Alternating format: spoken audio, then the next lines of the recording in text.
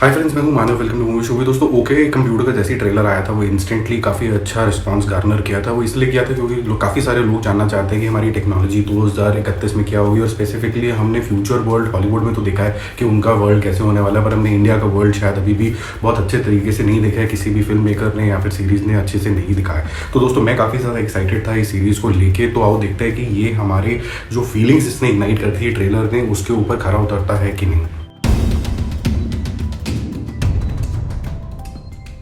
तो दोस्तों ये सीरीज़ देखने के बाद मेरे को एक मिक्स फीलिंग आई। पहले तो I am feeling very proud on director Pooja Shetty और नील पागेदर, जिनका जो विजन है ये ऐसा वर्ल्ड दिखाने का 2031 का, जहाँ पर हमें फ्लाइंग ऑब्जेक्ट्स दिख रहे हैं, फ्लाइंग व्हीकल्स दिख रहे हैं, होलोग्राम्स दिख रहे हैं, और हमारी सारी जो लाइफ है वो कंप्यूटर्स के थ्रू चल रही है, आर्टिफिशियल इंटेलिजेंस के थ्रू चल रही है, और आर्टिफिशियल इंटेलिजेंस ह्यूमंस के ऊपर ऑलमोस्ट ओवर पावर करने वाले हैं, वो उस कस्प के ऊपर हैं। और दोस्तों उन्होंने जिस तरीके से टेक्नोलॉजी को समझाया है इन दोनों पर्टिकुलर डायरेक्टर्स ने, वो काफ़ी ज़्यादा लेमैनिश लैंग्वेज में समझाया है ताकि हर एज ग्रुप का लोग इसको देख के समझ पाएँ। सारे लोग जो हैं उनको इतना ज़्यादा एक्सपोजर नहीं होता है हॉलीवुड मूवीज़ का, तो उस तरीके की जो नरेशन रखी गई है वो काफ़ी ज़्यादा सिंपल है।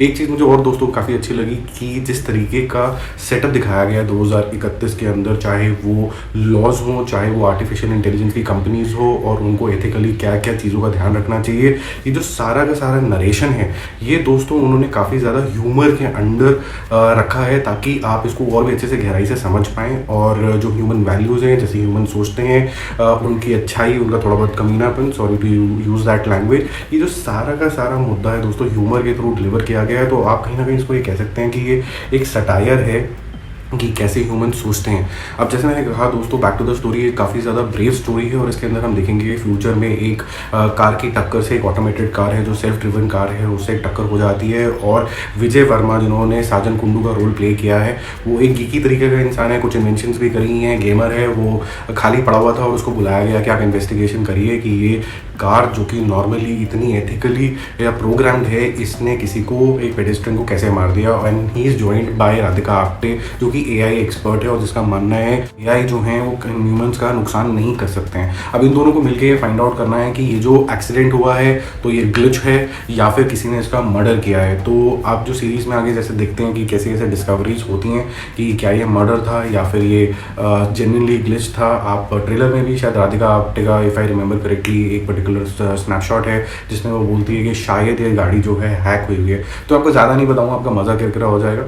पर दोस्तों जो चीज़ें मुझे पॉजिटिव लगी वो ये लगी कि एक ब्रेव अटेम्प्ट है। सारी सीरियल्स देख देख के हम काफ़ी ज़्यादा परेशान हो ही चुके थे, और काफ़ी ज़्यादा जो आजकल मर्डर मिस्ट्री ले लीजिए या फिर थ्रिलर्स देख लीजिए, किसने किसको मारा और आगे क्या हुआ क्यों हुआ, ये हम देख चुके हैं। टेक्नोलॉजी स्पेस में कुछ ज़्यादा इंटरवेंशंस नहीं हुई थी, तो वैसी स्टोरी को नरेट करना काफ़ी ज़्यादा ब्रेव अटेम्प्ट था। ह्यूमर को अच्छे तरीके से यूज़ किया गया to project human behaviour and thinking, वो मुझे चीज़ अच्छी लगी। नेगेटिव्स में दोस्तों मैं बोलूँ तो ये सिर्फ एक ब्रेव अटेम्प्ट है, कोई एक ये क्लासी सीरीज़ का रूप नहीं लेने वाली है। मैं ये बोलूँगा कि काफ़ी हद तक जो ह्यूमर है कई बारी आपको अपसेट भी करेगा, इरिटेट भी करेगा। कोई सीरियस सीन है, मर्डर हुआ है, जान गई है, आर्ट डायरेक्शन में जो फिनेस होनी चाहिए एक टेक्नोलॉजी सीरीज़ के लिए, वो कहीं ना कहीं लैक करती है। या तो बजट कम था या फिर इसको सिंप्लीफाइड रखने की कोशिश की गई है कि हर जने को समझ में आ जाए। बट उस गार्ब में दोस्तों ये हुआ है कि रोबोट्स को टॉयज़ की तरह दिखाया गया है। वो ऐसा लगता है जो हम बचपन में टॉयज़ खेल देखते थे वो वैसे है ना, उनकी मूवमेंट्स ठीक हैं, तो कैसी आर्टिफिशियल इंटेलिजेंस है, हमें कैसे सपोर्ट करेगी, वो मुझे ज़्यादा रिलेटेबल नहीं लगा। जो थोड़े से अवेयर तरीके के व्यूअर्स हैं, हमने 80s में हम टर्मिनेटर देख लिया, अब 2021 के अंदर आप बिल्कुल लिमिटेड मूवमेंट वाले, अगर आप टॉयश तरीके के, अगर आप हमें रोबोट टाइप की चीज़ें दिखाएंगे तो हमसे ज़्यादा रिलेट होगा नहीं। हालांकि कुछ चीज़ें उन्होंने होलोग्राम के थ्रू साईफाई बनाने की कोशिश करी है, बट वो जब आप ग्रीन पे शूट करते हैं, ग्रीन स्क्रीन पे शूट करते हैं, तो वो इजीली क्रोमा पे मैं कहने की कोशिश कर रहा हूँ, तो वो इजीली हो जाता है, कोई इतना कोई बड़ा काम नहीं है वो। बट जो इम्पैक्ट आना चाहिए था विजुअली और जो फिनेस आनी चाहिए थी स्पेसिफिकली आर्ट डायरेक्शन के अंदर, वो थोड़ी सी लैक कर गई।